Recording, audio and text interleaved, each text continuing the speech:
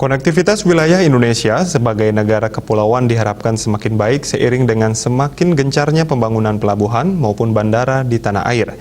Hanya dengan konektivitas yang baik, daya saing bangsa di tingkat global akan semakin meningkat.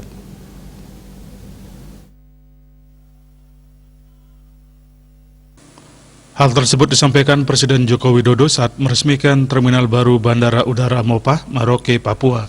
Sebagai negara besar dengan rentang wilayah yang sangat luas, konektivitas diperlukan agar bisa saling terhubung. Oleh karena itu, pembangunan infrastruktur untuk meningkatkan konektivitas sangat penting.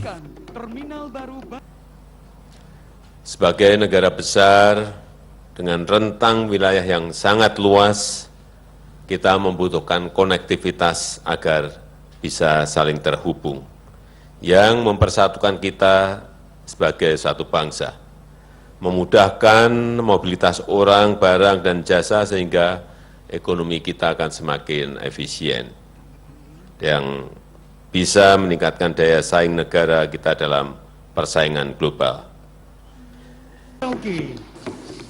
Sementara dalam sambutannya, Menteri Perhubungan Budi Karya Sumadi menyampaikan pembangunan bandara tahap 1 dari 3 tahap telah dirampungkan.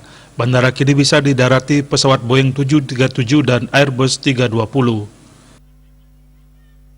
Seperti yang dijelaskan tadi bahwa bandara ini bukan sekedar berkaitan dengan pergerakan penumpang, tetapi juga pergerakan logistik, mengaitkan bagaimana tol laut yang dari Indonesia bagian barat ke Maroke, dan kita teruskan ke puncak-puncak daerah-daerah kabupaten yang membutuhkan logistik.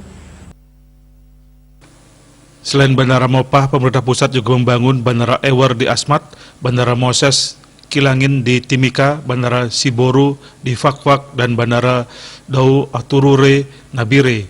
Tim Liputan Bali TV.